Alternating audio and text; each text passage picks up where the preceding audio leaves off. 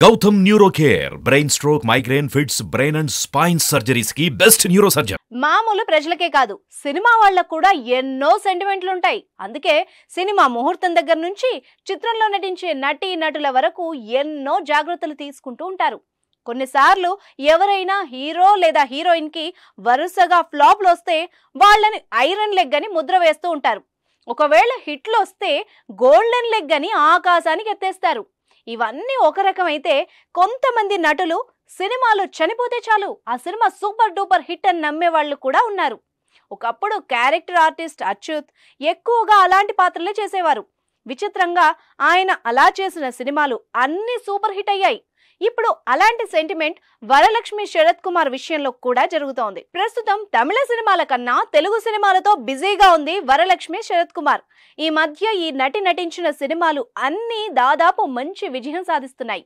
అయితే విచిత్రంగా ఈ హీరోయిన్ చనిపోయే పాత్రలు చేసే సినిమాలు సూపర్ హిట్ గా నిలుస్తున్నాయి. వరలక్ష్మి శరత్ కుమార్ హీరోయిన్ కాకపోయినా కొన్నిసార్లు వాళ్లను డామినేట్ చేసే స్థాయిలో స్క్రీన్ ప్రెజెన్స్ చూపిస్తోంది. వరలక్ష్మి శరత్ కుమార్ హీరోయిన్ కాకపోయినా కొన్నిసార్లు వాళ్లను డామినేట్ చేసే స్థాయిలో స్క్రీన్ ప్రెజెన్స్ చూపిస్తోంది. ఇటీవలే విడుదలై బాక్స్ ఆఫీస్ సంచలనంగా నిలిచిన హనుమాన్ లో తేజ సజ్జా అక్కగా తన పర్ఫార్మెన్స్ కి మంచి ప్రశంసలు దక్కాయి. ప్రీ క్లైమాక్స్ కి ముందు విలన్ వినయ్ చేతిలో హత్యకు గురై మంచి ఎమోషన్ అందించింది ఈ క్యారెక్టర్. ఇక ఈ సినిమా సక్సెస్ నుంచే వరలక్ష్మి శరత్ కుమార్ కి సంబంధించిన ఒక వార్త సోషల్ మీడియాలో తెగ వైరల్ అవుతోంది. అదేంటంటే ఈ హీరోయిన్ చనిపోతే చాలు ఆ సినిమా సూపర్ డూపర్ హిట్ అవుతుందని. ముఖ్యంగా ఎవరైనా హత్య చేస్తే ఇక ఆ చిత్రం బ్లాక్ బస్టర్ అంటున్నారు సోషల్ మీడియా యూజర్స్.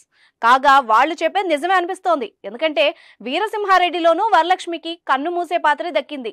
బాలకృష్ణ చెల్లెలిగా ముందు నెగిటివ్ షేడ్స్ తో మొదలై ఆపై తప్పు తెలుసుకుని చివరికి ఆత్మహత్య చేసుకునే పాత్రలో కనిపించింది.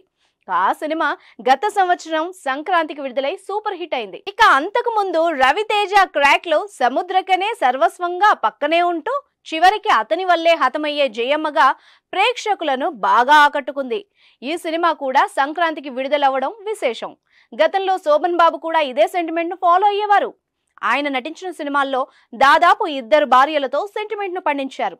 ఇలా 2 భార్యలతో తీసిన అన్ని సినిమాలు దాదాపుగా సూపర్ హిట్ అయ్యాయి. మొత్తానికి 3 సంక్రాంతిలకు వచ్చిన ఈ 3 సినిమాల్లో కూడా హత్య లేదా ఆత్మహత్యకు గురయ్యే పాత్రలు చేసింది వరలక్ష్మి. నటన పరంగా అన్నింటికీ ప్లస్ గా నిలవడమే కాక ఆ సినిమాలతో సూపర్ సక్సెస్ కూడా దక్కించుకుంది. గత కొన్నేళ్లుగా వరలక్ష్మి శరత్ కుమార్ టాలీవుడ్ లో తనదైన ముద్ర బలంగా వేస్తోంది. మరి రాబోయే రోజుల్లో ఈ నటికి ఎలాంటి పాత్రలు వస్తాయో వేచి చూడాలి.